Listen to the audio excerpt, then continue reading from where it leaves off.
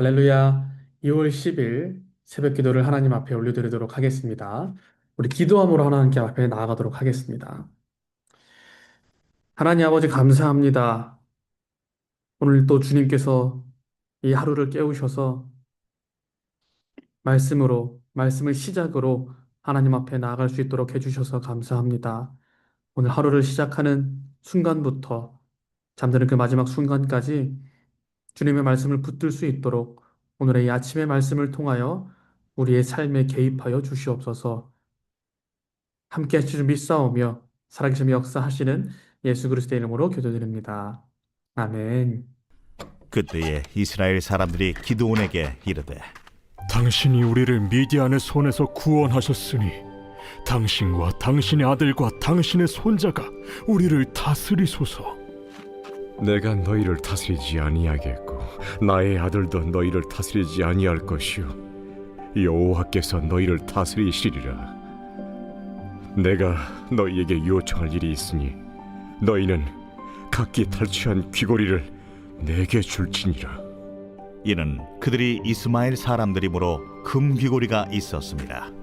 무리가 대답하되 우리가 즐거이 드리리이다 하고 겉옷을 펴고 각기 탈취한 귀고리를 그 가운데에 던지니 기드온이 요청한 금 귀고리의 무게가 금 1700세겔이요 그 외에 또 조승달 장식들과 폐물과 미디안 왕들이 입었던 자색 의복과 또 그 외에 그들의 낙타목에 둘렀던 사슬이 있었더라.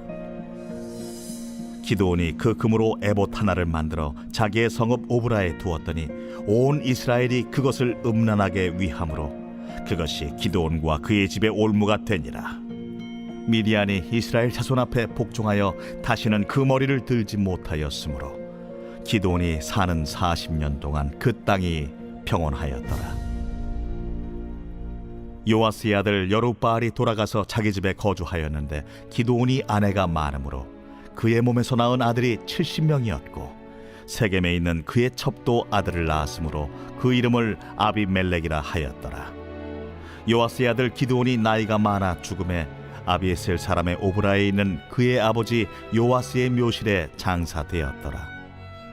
기드온이 이미 죽음에 이스라엘 자손이 돌아서서 바알들을 따라가 음행하였으며 또 바알 브릿을 자기들의 신으로 삼고 이스라엘 자손이 주위의 모든 원수들의 손에서 자기들을 건져내신 여호와 자기들의 하나님을 기억하지 아니하며 또 여룹바알이라 하는 기드온이 이스라엘에 베푼 모든 은혜를 따라 그의 집을 후대하지도 아니하였더라. 아멘. 오늘은 신앙은 점이 아닌 선입니다. 라는 제목으로 말씀을 나누도록 하겠습니다. 여러분 그런 경험이 있으십니까? 제발 시간을 딱 5초만 뒤로 돌리고 싶다. 5초만 뒤로 돌리고 싶다. 뭐 화장실에서 뭐 무엇이 젖어버렸을 때, 뭐 핸드폰을 변기에 빠뜨렸을 때, 뭐 이런 상상들을 가끔 하기도 하지만 저는 기억나는 것이 제 학창 시절에 있었던 이야기입니다. 한국은 겨울이 워낙 추우니까 겨울에는 학생들도 교복 위에 두꺼운 점퍼를 입고 다닙니다.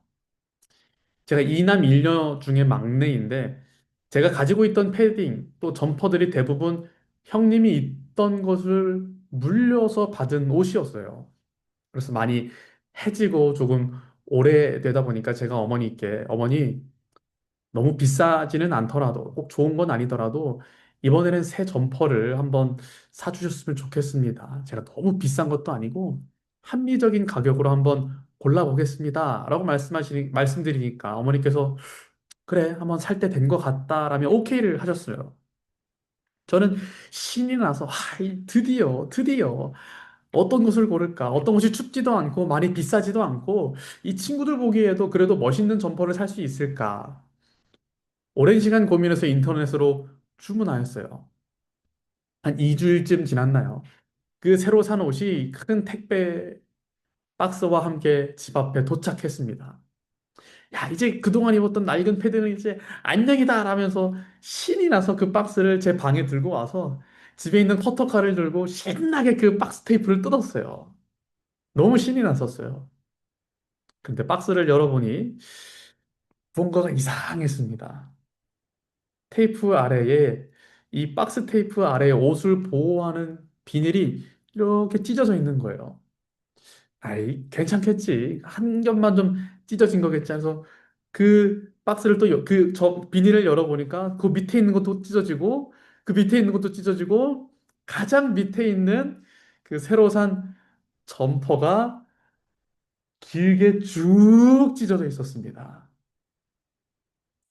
저는 믿기지 않았어요. 이미 패딩을 들어 올릴 때는 그 안에 있는 오리털이 막 나오고 있었습니다.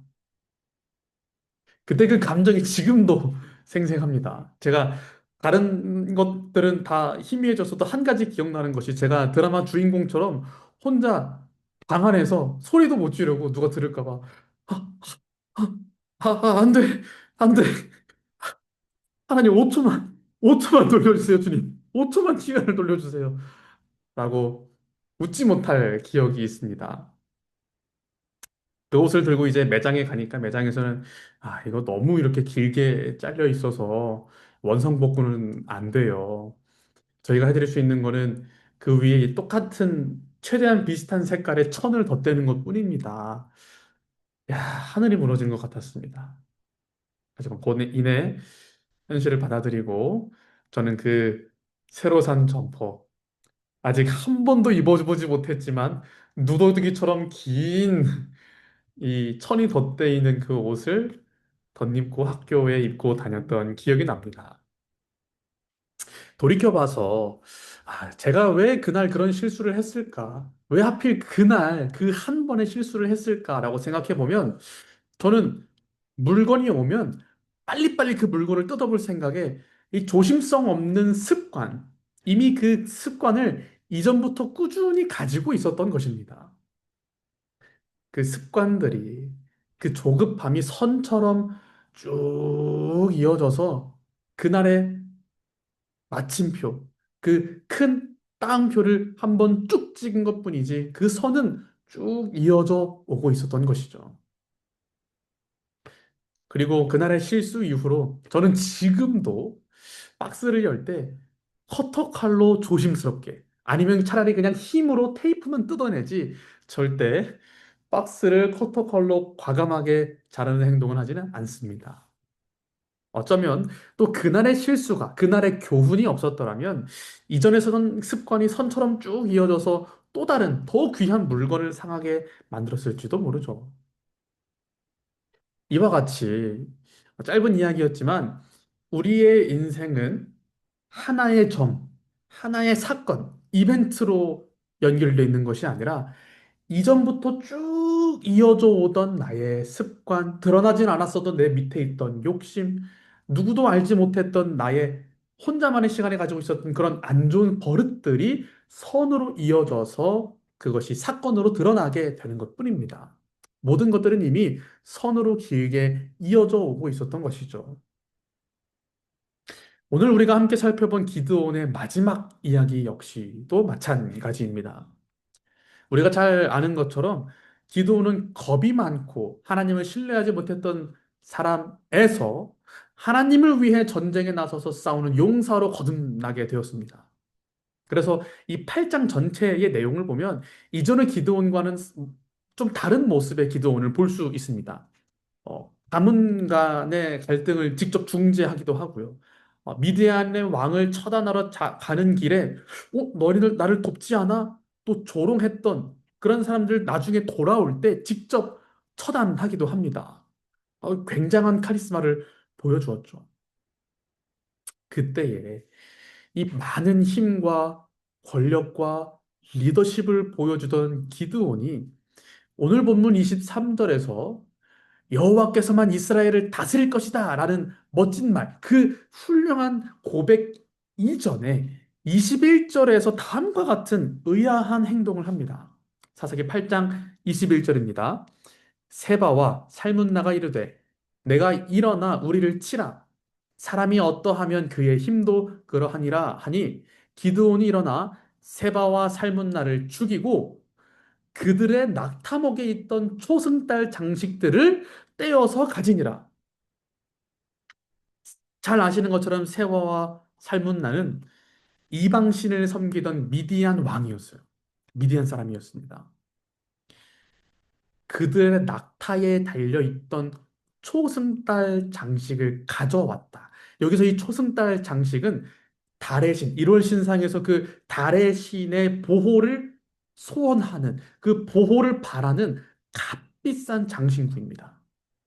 그뿐만이 아니라 단순히 그 비싸서 아유 탐난 그 보석 그것뿐만 아니라 값비싼 만큼 왕과 귀족의 권위를 드러내던 장신구를 가져가는 행동이었어요. 기드온의 마음 안에 이미 하나님이 아닌 자신이 통치자가 되는 그 마음이 어느 순간 드러나게 되었던 것이죠. 이 21절에 기도원이 이런 행동을 한 뒤에 22절에서 23절에서 사람들이 말합니다. 우리의 왕이 되어 주십시오. 당신이 우리의 가문을 다스리소서. 그래서 23절에 그 기도원이 유명한 고백을 합니다. 그들에게 이르되 내가 너희를 다스리지 아니하겠고 나의 아들도 너희를 다스리지 아니할 것이요 여호와께서 너희를 다스리시리라 하니라. 참 앞뒤가 안 맞는 말이지 않습니까? 하나님께서는 분명 이방신과 문화에 대한 엄격한 구별을 명령하셨고 기드온도 그것을 잘 알고 있었습니다. 그럼에도 불구하고 기드온은 그러지 않았던 것이 21절에서 분명히 있었는데 23절에서 너무 멋있는 고백을 하는 거예요. 기드온은 하나님을 의식하고 하나님만이 이스라엘을 다스릴 수 있다라는 것을 생각하고 있고 알고 있었습니다. 그러면 23절에서 21절에서 그런 행동을 어떻게 할 수 있었을까? 조심스러운 이야기이지만, 어, 저희 부모님 세대 혹은 신앙생활을 제법 오래 하시는 분들이 이런 한탄을 하시는 것을 들을 때가 있습니다. 어떤 목사님께서 큰 스캔들이나 이슈가 있으면, 아니, 어떻게 목사가 그러지? 어떻게 목사가 그래? 아니, 어떻게 매일 새벽 기도를 하고 매주 설교를 하고 그 눈물을 흘리면서 기도했던 저분이 어떻게 그런 죄를 저지를 수 있지? 저분 하나님을 만난 줄도 내가 분명히 알고 있고 나를 위해서 뜨겁게 기도도 하셨었는데 어떻게 저분이 그런 행동을 하다가 이런 행동을 하셨지? 그래서 어떤 분들은 아유, 지금까지 저 목사님이 했던 모든 설교는 다 가짜야. 다 가짜야. 진심이 아니었을 거야. 하나님께서 이런 일을 하실 사람을 그때 그렇게 쓰셨을 리가 없어. 이미 그때부터 문제가 있었는데 그런 설교를 할 수 있을 리가 없어. 다 거짓말이었을 거야. 다 가식이었던 거야. 라고 생각하기도 합니다.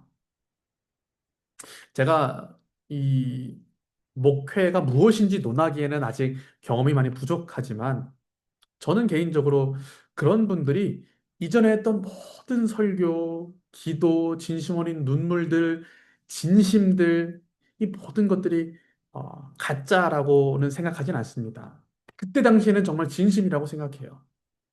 하나님께서는 다윗이 미래에 범죄할 것을 알매도 불구하고, 간음할 것을 알고, 살인할 것을 알매도 불구하고 그 보잘것없는 이세의 아들을 선택하셨습니다. 아, 우리가 한 가지 알 수 있는 것은 성문제 혹은 돈 문제 많은 그 스캔들이 터지는 것은 단순히 그때 당시에 정말 귀신 들린 것처럼 그때 당시 잠깐의 실수로 점을 찍은 것이 아니라 오점을 찍은 것이 아니라 이전부터 꾸준히 이어져 오고 있었던 길다란 선이 수면 위로 한번 고개를 든 것이 아닐까. 한 번의 실수, 한 번의 잘못이 아니라 그 목사임에도 불구하고 기도하고 있었음에도 불구하고 그 마음 한켠에서 꾸준히 포기하지 못하고 놓지 못하고 하나님 앞에 깨어지지 못했던 그 정욕이 결국에는 수면 위에 드러난 것이 아닐까. 하나님의 나라를 위해 내가 희생하겠다라는 뜨거운 진심과 함께 아유 그래도 사랑하는 내 자식을 희생시킬 수 없지. 아니 내가 목사지 내가 자식이 무슨 죄인가 라며 자식이 우상이 되는 길다란 꼬리가 따라오기도 하고 주의 교회를 위해 내 모든 것을 드리리라 라는 교회를 사랑하는 진심 어린 마음과 함께 아유 그래도 내가 수고하고 희생하는 만큼 내가 교회에서 이 정도는 가져가야 되는 거 아니야? 내가 이 정도의 역할은 해야 되는 거 아니야? 라는 그런 권력욕이 어느 순간에 그 포기하지 못하고 꾸준히 내려오는 그 선처럼 내 마음에 계속 자리 잡고 있던 것은 아닌가. 기드온 역시도 하나님을 강렬하게 경험했습니다. 누구도 그 기드온이 하나님을 의심했을 때 하나님께서 기드온의 그 연약한 마음을 아시고 그 양털을 젖게 하시고 마르게 하시고 이슬을 이런 경험을 누구도 하지 못했을 겁니다. 우리도 정말 바라는 그 하나님의 기적 아니겠습니까? 그럼에도 불구하고 그 어마어마한 하나님의 살아계심을 경험했던 기드온마저도 끊기지 않았던, 끊어야 했던 그 선이 연결되어 수면 위로 드러나게 되는 오점을 발견하게 됩니다. 누구도 기드온의 행적을 보며 부정한 자, 악한 자라고 손가락질 할 수 없었을 것입니다. 그래서 차마 그도 내가 통치자가 되어야 하겠노라. 내가 이 이스라엘의 패권을 잡을 거라고 말하는 것이 아니라 이미 자신의 경험한 하나님을 알고 있기 때문에 하나님이 주인이 되셔야지라고 말을 합니다. 그럼에도 불구하고 27절을 보면 그의 마음 가운데에 하나님의 뜻이 아닌 나의 뜻을 실현하기 위해 제사장만 또 하나님께서 허락한 사람만 사용할 수 있는 에봇을 그가 만들어냅니다. 자신의 힘과 자신의 권력을 통해서 에봇을 만들어요. 하나님 앞에 나아갈 때 꼭 필요한 그 에봇을 자신의 힘으로 만들어냅니다. 하나님께서는 그 권위를 주지도 않았고 기도에게 주지도 않았고 이 허락하시지도 않았음에도 불구하고 내가 하나님을 이용하겠다라는 그 마음이 에봇을 통해서 드러나게 됩니다. 여러분 그런 말이 있습니다. 하나님은 내 편이지. 언제나 주님은 내 편이야. 하나님께서 나를 사랑하신다는 그 뜨거운 고백이 이렇게 표현됩니다. 하나님은 내 편이지. 사실 여러분 조금만 더 자세히 들어가 보면 하나님은 언제나 넘어질 수 있고 언제나 실수할 수 있는 우리를 사랑으로 붙들고 계시는 것이지 우리가 어떤 선택을 했나 하나님께서 우리를 지시하시는 내 편은 아닙니다.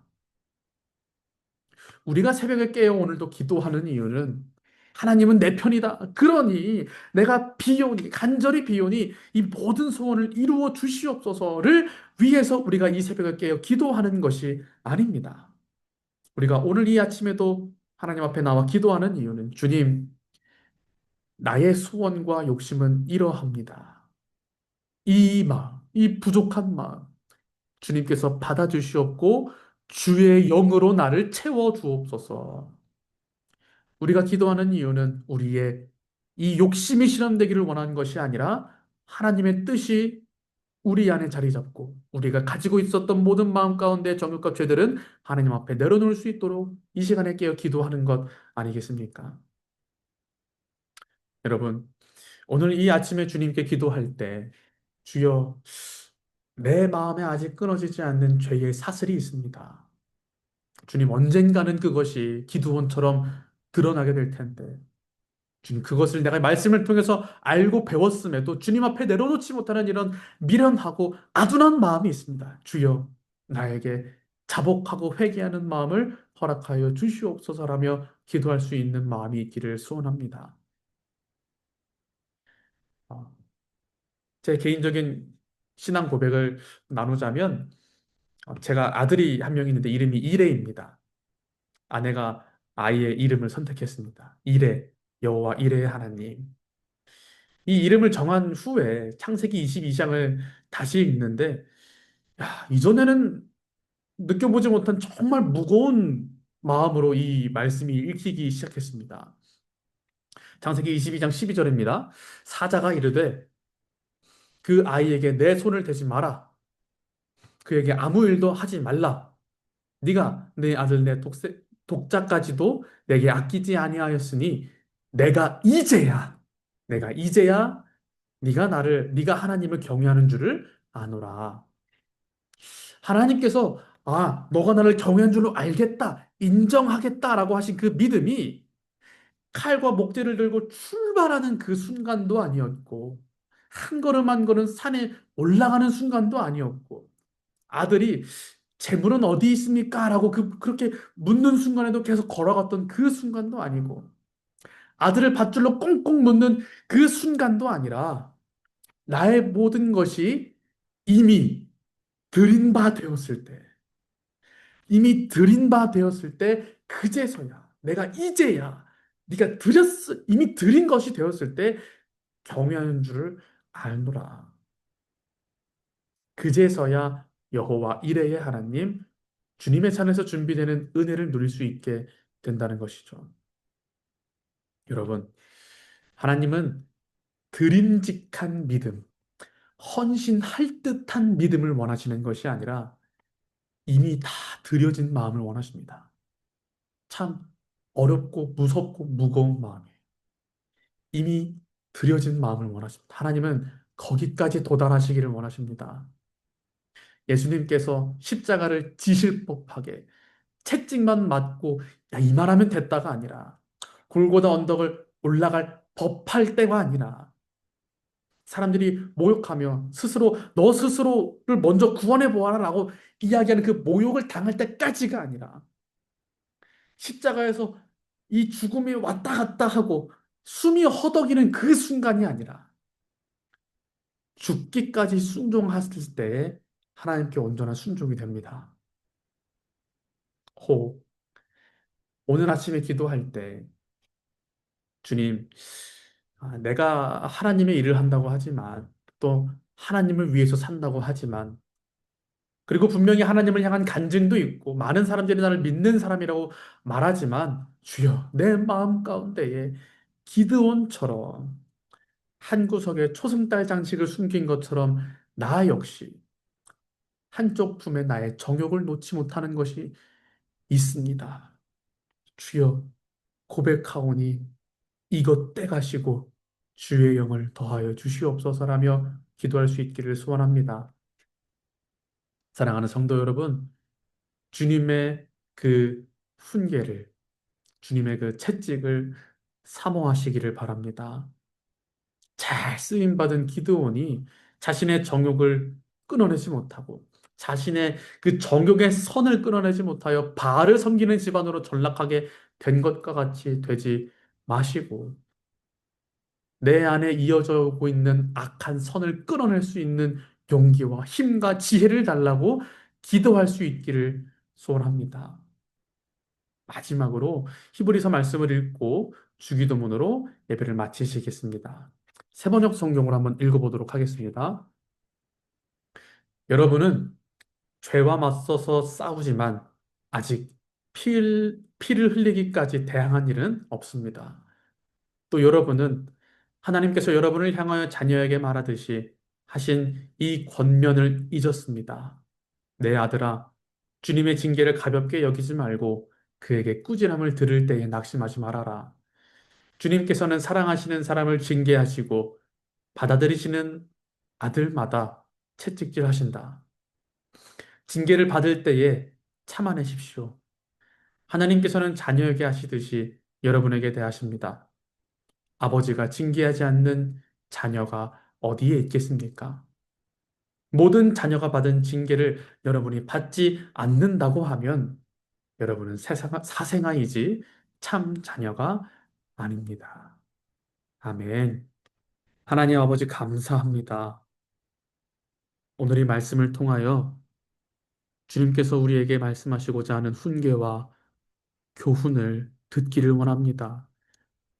주여 우리의 눈이 이미 어두워져서 우리가 마땅히 발견해야 할 죄악과 또 마땅히 하나님 앞에 내려놓아야 할 악한 습관과 선들이 끊임없이 이어져 오고 있다면 주여 우리의 눈을 밝히사 주님의 빛으로 우리의 마음을 밝히사 그것들을 몰아내 하나님의 빛으로 충만하게 될 수 있는 우리의 심령이 되게 하여 주시옵소서. 이 아침을 시작하며 기도할 때 하나님께서 역사하셔서 우리 마음 가운데 있는 또 육신의 질병에 있는 모든 것들 하나님께서 함께 하신 줄 믿사오니 주여 친히 안수하사 그 모든 것들 성령의 능력과 힘으로 승리하게 하여 주시옵소서. 이 모든 말씀 살아계신 역사하시는 예수 그리스도의 이름으로 기도드리옵나이다. 아멘. 하늘에 계신 우리 아버지여, 이름이 거룩히 여김을 받으시오며 나라가 임하옵시며 뜻이 하늘에서 이루어진 것 같이 땅에서도 이루어지니라. 오늘날 우리에게 이룰 양식을 주옵시고 우리가 우리에게 죄진 자를 사하여 준 것 같이 우리 죄를 사하여 주시옵고 우리를 시험에 들게 하지 마시옵고 다만 악에서 구하시옵소서. 나라와 권세와 영광이 아버지께 영원히 있사옵나이다. 아멘. 오늘 하루도 승리하시고 하나님께서 동행하시는 하루가 되기를 소원합니다. 감사합니다.